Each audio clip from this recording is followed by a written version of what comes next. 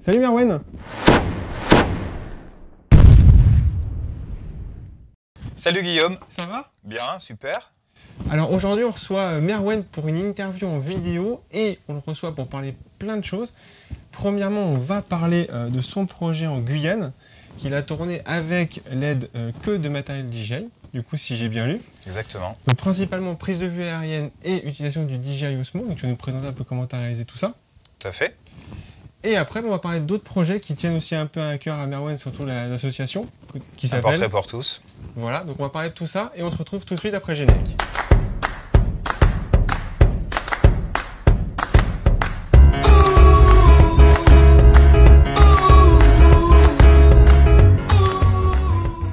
Alors Merwen, raconte-nous un peu ton parcours en photo et principalement en vidéo. D'accord. Alors j'ai commencé la photo en 2008 avec mon premier réflexe qui était un 450D. Et en fait, du coup, je me suis acheté un bouquin pendant mes vacances aux États-Unis et j'ai eu le malheur d'ouvrir ce bouquin et ensuite toute ma vie finalement a plongé de plein pied dans le domaine de la photo. Ouais. Donc ça a commencé ensuite avec l'ouverture de mon blog, obturation.com. Je te coupe, Obturation. Alors, petite présentation. Donc, je connais Merwen depuis Obturation finalement. Ouais. Quand on a fait le premier salon de la photo ensemble, parce qu'on était rentrés la même année de mémoire à la Gare du Net. Donc voilà, excuse-moi, je t'ai coupé, mais voilà, c'était important de signaler qu'effectivement Obturation c'était le blog, donc comme ça qu'on s'est rencontrés. Exactement. Donc obturation.com avec voilà des milliers de personnes avec qui je correspondais, qui m'ont encouragé aussi à faire beaucoup de tests, que ce soit des tests optiques sur le terrain ou des techniques de flash, etc. Et après Obturation a commencé à germer aussi l'idée de Lovinpix, qui est une boutique photo-vidéo que j'ai cofondée avec Marc. Et puis de fil en aiguille, je me suis aussi déporté vers la vidéo, finalement naturellement, avec l'arrivée du 5D Mark II. Tout ce monde qui a commencé à s'équiper et à produire des films magnifiques avec ce genre d'appareil photo m'ont aussi encouragé à faire la même chose. Et du coup, de fil en aiguille, la vidéo est venue naturellement. D'accord. Et récemment, du coup, avec les drones et le DJI Osmo, enfin, il n'a jamais été aussi facile de produire des images soit aériennes ou des images super stables sur le terrain. Alors, avant de parler de la Guyane, tu avais déjà réalisé une vidéo en déplacement. Ouais. Un tournage en fait. Raconte-nous rapidement, c'était ta première expérience de tournage comme ça, un peu... Ouais. Alors en fait, avec Damien Boyer, qui est l'auteur et aussi le présentateur d'une émission qui s'appelle Tribal Poursuite, on est allé en Guyane, donc mon département d'origine, en Amérique du Sud, pour resituer, ils sont un peu perdus avec la géographie. Et en fait, pendant Tribal Poursuite, le challenge était de filmer uniquement avec un 5D Mark III. Donc avoir un équipement super léger qui ne fasse pas peur aux gens, qui n'étaient pas forcément habitués, enfin qui étaient justement très habitués aux journalistes et les grosses caméras et qui en avaient un peu marre justement de ce côté un peu médiatisation à outrance, où on déforme un peu leur image, où on raconte voilà, des choses qui ne sont pas forcément vraies sur ce peuple amérindien. Et nous, on voulait une approche plus intimiste et donc le réflexe a été une aide formidable pour le storytelling, par contre très contraignante au niveau pratique et technique, mais justement en connaissant les défauts de ces appareils, c'est comme ça qu'on les exploite à fond, quoi. Quand tu parles de défauts, tu parles du 5D Mark III? Oui, du 5D Mark III, ouais. Et ou du réflexe en général aussi. Ah, attends, on va en parler si tu veux. Donc première expérience, donc, finalement voyager léger. Est-ce que tu as un petit peu reproduit une deuxième fois là? Exactement, le challenge c'était dans un seul sac, pouvoir mettre un drone et un Osmo. Donc finalement tu es un adepte du léger, ouais. C'est ça que je comprends. Au quotidien, tu travailles avec quoi? C'est quoi en tant que photographe et même voire vidéaste, quand tu travailles en prestation, tu travailles avec quoi? Alors en termes en photo d'abord, pour les mariages, j'utilise un 5D Mark III. Là je voyage un peu moins léger puisque je n'utilise que des focales fixes. Donc j'ai une ceinture où je ressemble un peu à un militaire où voilà, enfin, que ce soit du 16 jusqu'au 135, j'utilise que du fixe, donc je change beaucoup d'objectifs, Ouais. enfin, très souvent. Et donc là, c'est un peu moins léger. Mais sinon, en vidéo, principalement Blackmagic. Donc là, avec la 4K, Ouais. bientôt l'Ursa Mini, Ouais. que j'attends avec impatience. Donc là, je vais m'alourdir un petit peu. En fait, ça dépend vraiment du projet. Dès que je voyage et je sais que je vais aller en forêt où il fait extrêmement chaud, où le matériel peut devenir finalement l'ennemi de la production, là, je préfère privilégier quelque chose de run and go. Par contre, si c'est quelque chose, un projet plus posé, où on peut travailler la lumière, où de toute façon, il va falloir emmener plein de matos, là, quelque chose de plus léché, comme des caméras, des grosses caméras comme l'Ursa Mini Ouais, notamment, d'accord. ou même la 4K, qui est déjà un peu plus galère qu'un réflexe. Celle-là, c'est ça. C'est celle-là, exactement. Donc, premier reportage, 5D Mark III, Yes. voyage léger, enfin, tournage léger. Et là, tu as fait encore plus léger finalement. Ouais. Et en plus, tu as pris de la hauteur. C'est clair. Donc c'est fou. On vit dans une époque vraiment de malade. Enfin, moi, je sais que les drones, notamment dans le cadre de Lovinpix, on est allé en chercher plein dans des usines chinoises en Chine. Ouais. On les a testés, on les a crachés, recrachés et encore recrachés. Dans le sens où avant, il fallait vraiment avoir des notions d'aéromodélisme ou de pilotage de ce genre de machine pour vraiment les maîtriser. Aujourd'hui, les marques sur le marché proposent vraiment des drones super simples à utiliser où le leitmotiv, c'est concentrez-vous sur votre cadrage et non plus sur le pilotage. Donc moi, tout de suite, je suis fan de photographie aérienne. J'ai fait un projet au sud des plages du sud de la France, près de Montpellier, à la Grande Motte, qui s'appelle Un été vu du ciel, où donc du coup j'avais à l'époque loué un hélicoptère pour faire ça, mais c'était super galère et super coûteux. Et ça me laissait pas toute la liberté au niveau de l'emplacement, du cadrage, voilà.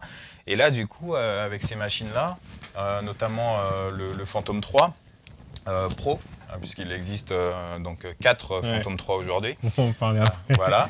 Là, en 1 minute, je suis déjà à 30 mètres de hauteur et du coup, ça me permet d'aller voler toujours dans le respect de la législation, un peu où je veux, et surtout affiner mes réglages comme je veux, quoi. Ouais, donc c'est ça. Tu as tourné vue du ciel, donc verticalité extrême avec un drone. Exactement. Alors verticalité, pour préciser, donc Merwan l'a dit, voler en hélicoptère, c'est toujours voler et filmer dans un sens, mais tu as toujours un angle d'incidence. Oui. J'explique ou tu veux que je le fasse? Vas-y. Alors donc, quand Merwan filme, il filme toujours sur un angle particulier, donc soit 30, soit 45 degrés en fonction de la position de l'hélico et du vent. Ouais. L'avantage d'un drone, et c'est peut-être ce que tu vas nous expliquer, c'est qu'on peut avoir une verticalité totale, c'est-à-dire que la caméra qui se trouve en dessous, qui sur le Phantom 3 professionnel filme en 4K, et filme à une verticalité égale à 0, c'est-à-dire que quand tu es au-dessus d'un objet, on voit l'objet à incidence 0, donc on est juste au-dessus. Exactement. Alors parlons un peu justement de cet avantage. Alors du coup c'est vrai que quand j'avais loué cet hélico, j'avais un harnais et le pilote m'a dit bon ben soit tu shootes à 45 degrés, mais moi ce que je voulais c'est vraiment la recherche de motifs dans le sol et tu les as qu'à 90 degrés vraiment du sol. Et du coup il m'a dit bon ben mets le harnais et vas-y mets-toi sur un des pieds d'atterrissage et en gros jette-toi dans le vide, quoi. Je l'ai fait, mais c'est pas du tout confortable et c'est très bizarre d'être vraiment dans le vide. Voilà. Alors que là, comme tu le précises, la caméra peut vraiment s'incliner à incidence 0, 90 degrés du sol, et ça me permet vraiment d'avoir des motifs. Je suis un peu un autiste, comme beaucoup de photographes, hein, comme nous tous. C'est que tout de suite, on aime les images percutantes, les motifs, on est très sensible à ça. Et c'est vrai que tu peux pas l'avoir autrement, quoi. Et là, en plus, on est très confortable au sol. Donc, non, c'est... Alors, qu'est-ce qu'on trouve comme drone chez Lovinpix? On a le Phantom 3 Pro. Ouais. Avantage de mémoire et film en 4K. Yes. Après, il y a l'Advance qui est juste ici. Donc, c'est la même machine, grosso modo, mais la caméra est, entre guillemets, bridée en Full HD. D'accord. Ce qui est pas mal. Ce qui reste correct. Niveau appareil photo, toute la gamme est à 12 millions de pixels. Voilà, en RAW DNG. Ouais, donc en RAW. En RAW, précise, voilà, exactement. Parce que... Voilà, et puis le standard, par contre, là, il y a une différence. Le standard, au niveau de la transmission, elle sera beaucoup moins fiable et moins longue portée que le Phantom 3. Donc, il faut faire attention au standard et dans le sens où c'est pas forcément le drone que je conseille à un amateur averti ou expert, mais plutôt à vraiment un débutant qui veut faire de belles photos de lui en vacances ou de sa famille. Ou voilà, c'est tout. Mais le prix est super attractif. 600 € aujourd'hui, c'est vraiment pas mal pour le standard. Sinon, il y a le nouveau Phantom 3 4K, à ne pas confondre avec le Phantom 3 professionnel. Ouais. Qui lui du coup n'aura pas donc film en 4K comme le Pro, mais n'aura pas la retransmission en haute définition sur la tablette. Bon, il y a des pour et des contre. Perso, je préfère, enfin, étant habitué à la HD en retransmission, je préfère voir précisément ce que le drone voit. Bah oui, carrément. Donc je conseillerais soit l'Advance, soit le Pro.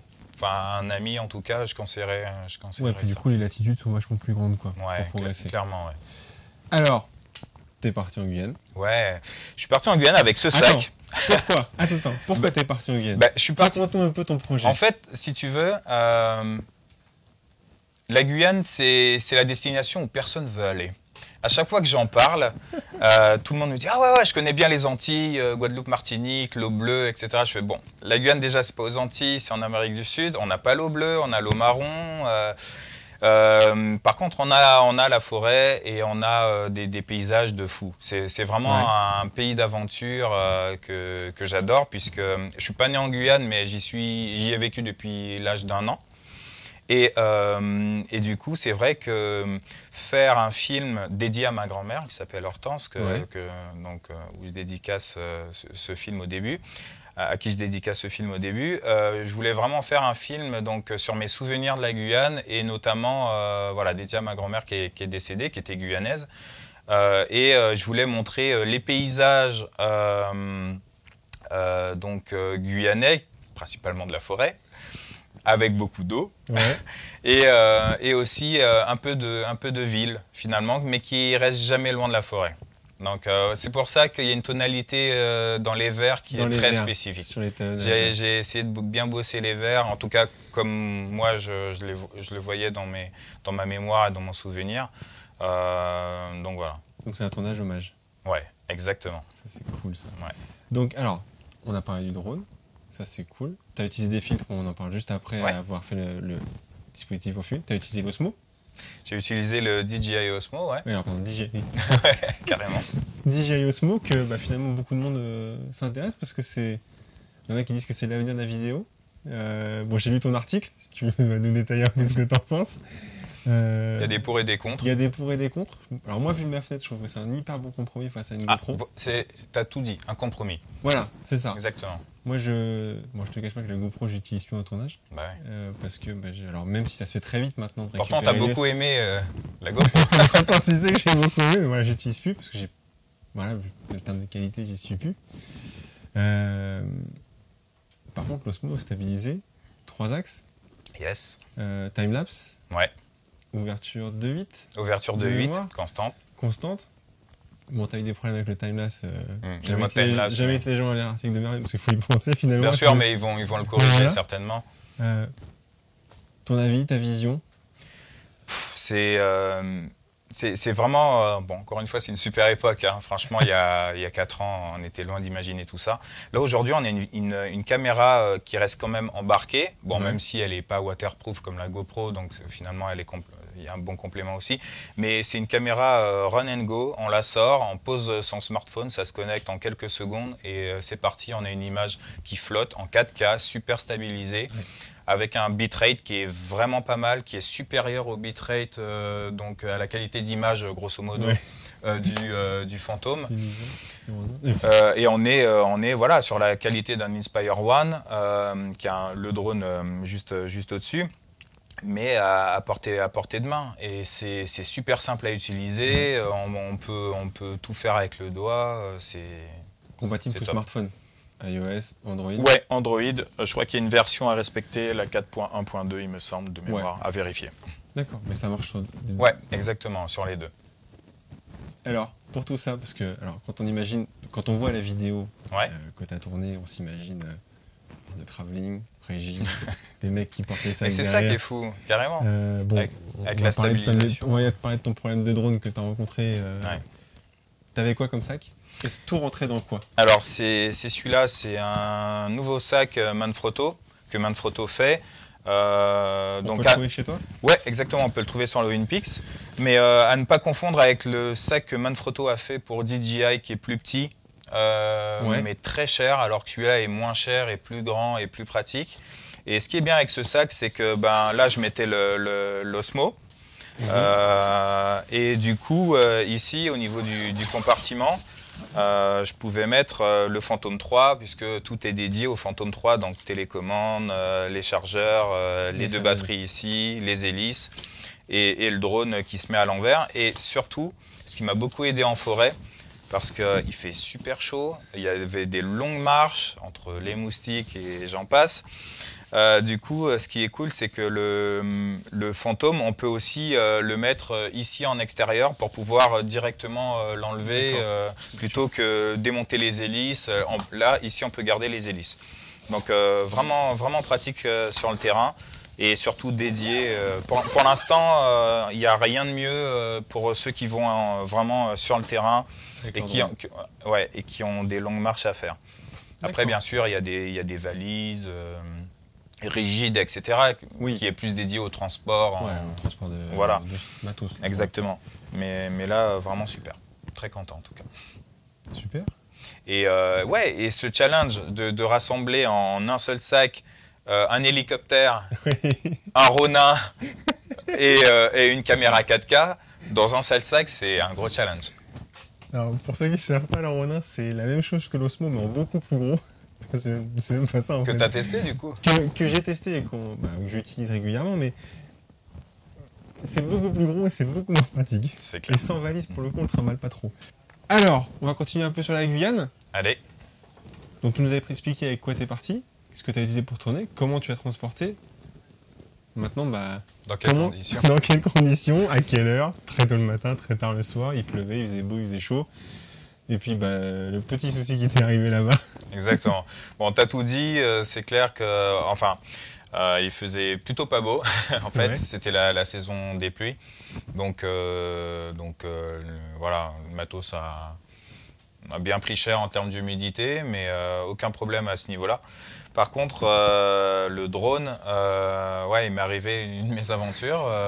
C'est pour ça qu'à la fin de la vidéo, je mets Harpy 1 RIP, Rest in Peace, et Harpy 2, puisque là, il s'agit d'Harpy 2. Harpy 1, en fait, a subi une attaque, pas de drone, mais de quoi? D'un urubu, qui est en fait un oiseau immense là-bas, de la famille, plus de la famille des vautours. Ouais. Et du coup, qui a cru que c'était un prédateur qui allait, je sais pas, manger ses petits ou un truc comme ça. Donc du coup, c'est assez territorial hein, comme bête.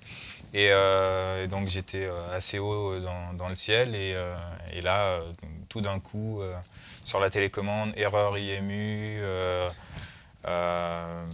tout un tas d'erreurs que j'avais jamais vues, impossible de le contrôler. Et là, tourbillon infernal. Et en fait, lorsqu'on est allé sur la zone du crash, on les voyait tourner juste au-dessus. Ouais. Sauf que on a passé 2 jours à le chercher. Il y a même un hélicoptère qui a survolé la zone, un ami pilote. Pareil, pas vu, mais il faut savoir que la densité de la cime des arbres là-bas, de la canopée, c'est juste impossible. C'est que ça se trouve, il est juste en haut, il est tout en haut des arbres et que tu peux pas le voir. Donc il repose toujours en paix là-bas. Il repose toujours en paix là-bas. Exactement. Ok, super. Et ce qui a failli compromettre en fait mon film. Ouais. Et du coup, c'est vrai que comme j'ai la chance de travailler chez Olympics, en 48 heures, j'ai reçu mon nouveau drone en Guyane, donc c'était vraiment ça. Quelques jours de mon départ, j'ai pu vraiment compléter toutes les images grâce à ça. D'accord. Voilà. Un grand merci à l'équipe. Donc, dernière chose, et après on va attaquer les filtres pour DJI, Ouais. pour Phantom. En termes de législation, clarifie la chose pour tout le monde, t'as pas eu de soucis. En fait, aucun souci, dans la mesure où il faut respecter certaines règles. Tout d'abord, il faut savoir que ce qui va différencier les règles pour les uns ou pour les autres, c'est l'utilisation commerciale ou non des images. Il s'agissait d'un film purement personnel, je n'ai pas vendu les images, c'était même pas un film qui était dédié à la promotion de ma propre activité. Donc du coup, pas de souci au niveau de l'exploitation des images. Faut savoir que si c'était un film commercial, il vous faut être en règle, homologuer votre drone à la DGAC et aussi obtenir une licence qui vous permet de le piloter. Donc ça peut être un brevet de pilotage ou du LM. Ou une formation spécifique du coup pour être droniste. Un drone est piloté à un but commercial. Exactement. Donc moi j'étais pas dans ce problème-là. Par contre, dans certains domaines, certaines réserves, j'ai quand même voulu avec soit le propriétaire des terrains Ouais. ou le propriétaire des domaines, au moins avoir leur accord. Ouais. Voilà, faut savoir que le drone peut faire peur aux gens. Il y a beaucoup de gens qui sont venus me voir, pas forcément méchamment, mais en disant « mais vous savez que c'est interdit les drones ?» Non, non, c'est pas interdit, attention à ce que vous voyez ou entendez à la télévision, ils ont tendance à simplifier les choses, à mélanger les choses aussi. Donc dans le cadre amateur ou professionnel, c'est pas du tout interdit, il y a juste des règles que vous pouvez d'ailleurs trouver très facilement sur Internet, il y en a une dizaine à respecter, ne pas voler au-dessus de personnes, ni d'animaux. Bon là des fois les animaux sauvages c'est un peu plus difficile. Et puis respecter une hauteur de 150 mètres hors autorisation spécifique. Parce que vous avez toujours la possibilité de demander des autorisations pour voler à plus de 150 mètres si vous connaissez aussi des personnes à la DGAC par exemple, DGAC, qui m'ont beaucoup aidé, que je remercie. Super. Alors quand même précision, parce que là pour le coup tout le monde ne sait pas, mais déjà un drone, même surtout ceux-là à 150 mètres, on les voit quasiment plus. Le pilotage à vue est obligatoire, et c'est vrai qu'à 150 mètres ça paraît rien, mais surtout lorsque vous avez un temps nuageux, un drone blanc comme ça, c'est pas évident. Mais 50 mètres en général on commence à... Il y a des petites LED, mais ça commence à devenir difficile quand ça devient nuageux. Tout à fait. Tu as utilisé des filtres, et ça pour le coup... Alors comme en vidéo, comme en photo ou comme en vidéo, et surtout en vidéo, puisque la vitesse d'obturation a vraiment un effet sur la vidéo, alors qu'en photo moins, en tout cas dans une photo bien figée, il n'y a pas vraiment d'effet. Il faut savoir qu'en vidéo, rester sur une vitesse d'obturation basse, comme tu le sais, procure des images plus fluides. Oui. Donc je pense que tu as fait une vidéo dessus, il me semble, sur Photopassion. Quand on dit vidéo obturation basse, c'est 1/50e minimum, je précise. Ou alors limite, voilà, on ne descend pas en dessous d'1/50e, ramené à la fréquence française, c'est pour ça. Donc en vidéo, on descend jamais en dessous d'1/50e, ce qu'on appelle un peu le rendu cinéma, c'est ça? Ouais, exactement. Pour avoir une cadence d'image encore agréable à l'œil. Des fois, si je vole très lentement, je passe à 1/30e si j'ai vraiment besoin de lumière et pour éviter de pousser dans les ISO. Mais comme les transitions sont douces, le 1/30e passe très bien. Mais c'est vrai qu'il faut essayer de rester sur le double de la valeur de capture. Donc si vous capturez votre image à une cadence de 25 images par seconde, on multiplie par 2, donc ça donne un 50e ou un 60e si vous êtes à 30 images par seconde. Voilà. Toujours quoi. Avec le calcul, vitesse d'image. Exactement. Après c'est des règles faciles à retenir, mais c'est pas... éviter de filmer à 1/1000e par exemple, ça c'est vraiment un truc à éviter, puisque vous aurez une image un peu trop saccadée et beaucoup moins naturelle dans les transitions, et du coup on met un filtre ND pour bloquer la lumière tout simplement, pour nous permettre de ralentir et pour compenser cette perte de lumière, ralentir la vitesse d'obturation. Et donc on met, comme en photo ou en vidéo, des petits filtres en fait, En gros, il suffit de dévisser ici la lentille d'origine et de placer donc une nouvelle lentille vendue par Polar Pro et Aida, qui sont deux marques qui fabriquent ces filtres-là. Filtre ND, donc pour bloquer la lumière, et filtre polarisant pour enlever tous les reflets sur l'eau ou la forêt. Alors du coup, j'ai eu une mésaventure là-dessus. Donc j'ai testé le polarisant Polar Pro, qui est vraiment pas bon en termes de netteté. Je suis honnête, hein, je le dis. Pourtant, il est vendu sur Lovinpix dans un pack. Les ND sont corrects. D'ailleurs, on a fait une opposition des deux en vidéo. On a de Aida et de Polar Pro, deux marques. Et c'est vrai que les ND de Polar Pro sont largement acceptables. Par contre, le polarisant, je pense qu'il faut qu'il revoie la copie. Mais chez Aida, on n'a pas le problème. Donc voilà. D'accord, tu as tourné avec les Aida et les Polar Pro. J'ai tourné avec les Polar Pro, les ND, et le Pola, je m'en suis rendu compte assez tôt, donc du coup, je ne l'ai plus utilisé. Donc c'est vrai que ça m'a manqué. Un petit manque de ce côté-là. Ouais, un bon petit Pola, ça donne une image, mais qui est vraiment sublime, quoi. Donc, vous aidez beaucoup en termes de vidéo. Donc les filtres sont obligatoires pour obtenir une belle vidéo avec des belles transitions fluides, surtout quand vous avez beaucoup de lumière.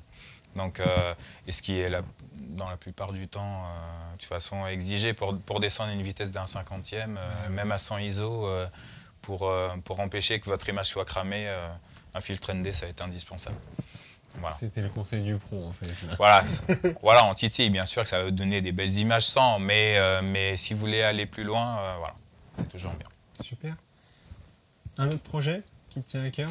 Ouais, un portrait pour tous, si tu parles de ça, mon association. Je parle de ça, exactement. Et c'est vrai qu'un portrait pour tous a été créé il y a quelques années. Il y a une photographe aussi, Agnès Colombo, photographe de vie, donc c'est tout ce qui est lifestyle, photographie de famille, etc., qui m'aide aussi sur ce projet.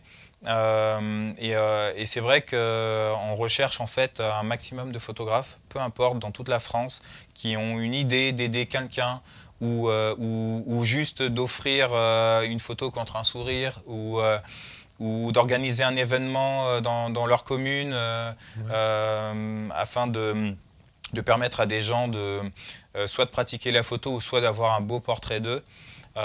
Donc c'est clairement un but non lucratif et on est vraiment là voilà, dans un échange non pas photo contre argent mais photo contre sourire. Exactement. Donc c'est rendre heureux par le biais de la photo. Donc c'est un portraitpourtous.com. Vous pouvez aussi rejoindre notre groupe sur Facebook ou liker notre page Facebook. N'hésitez pas à partager. Dans la description, par contre. Merci. Pas de problème. Très bien. Ok, ben alors, et donc du coup, alors là où est-ce qu'on peut te voir? Où est-ce qu'on peut rencontrer Merwan Ba et peut-être un bout de l'équipe Lovinpix finalement qui nous accueille aujourd'hui? On est dans leur studio là aujourd'hui. On est à Paris dans le 15e. Donc voilà, n'hésitez pas à venir nous voir si vous avez besoin de conseils sur du matos. Exactement. Et puis sinon, on a aussi prévu de participer au PEPS 2016. Qui est une rencontre de photographes où il y a énormément d'ateliers plutôt orientés professionnels ou en tout cas en devenir. Ce qui permet à beaucoup de gens d'appréhender des techniques dans le mariage, que ce soit en photo ou en vidéo, mais aussi donc technique photo, technique vidéo, mais aussi business. Donc comment se vendre, comment faire un joli site internet attrayant, comment se pricer sur le marché. C'est jamais évident de déterminer son premier tarif. Donc voilà, il y a tout un tas de stars de la photo française qui y seront. Et donc c'est un événement qui est créé par Agnès Colombo et Amélie Soubrier, d'excellents photographes aussi. Et du coup, avec Lovinpix et ZGI, on fait un workshop donc ouvert à tous sur la maîtrise du Ronin et de l'Osmo. Donc Ronin, ce qu'on parlait tout à l'heure. Ronin, c'est un gros gyrostabilisateur pour faire des plans qui flottent dans l'air avec votre caméra, donc plutôt réflexe, plutôt orienté réflexe ou petit boîtier, petit hybride. Et puis l'Osmo, c'est la petite caméra gyrostabilisée vachement sympa. Que tu as utilisé pour ton faire. Exactement. Donc voilà. Qu'est-ce qu'on peut te souhaiter sur 2016? De bons projets? Ouais, d'avoir le temps de réussir tous ces projets. Ouais. Donc voilà, pas mal de choses à faire. Je tiens à garder cette fibre créative et artistique via plus la vidéo. Vous allez plus me voir au niveau de la vidéo en ce moment, un peu moins la photo. Mais voilà, c'est lié. Hein. C'est raconter des histoires avec les images. Super. Bah écoutez, on va s'arrêter là pour cette interview qui a été, pour ma part, hyper instructive et géniale pour le coup, parce que Merwen, on se connaît depuis un petit moment maintenant, sur la photo où j'étais présent. Vous pouvez vous abonner évidemment à la chaîne de Lovinpix TV. Ça va? C'est ça, oui. Tout ça. lovinpixtv.com ou lovinpix.com et l'onglet Web TV. Voilà, on mettra le petit truc sur le carré ici. C'est ça. Je sais pas où c'est dans le cadre, mais ça sera là. Voilà. Vous pouvez vous abonner et puis nous sur Photo Passion, on se retrouve très bientôt pour une prochaine interview. Merci à tous. Merci Guillaume. Ciao. Salut.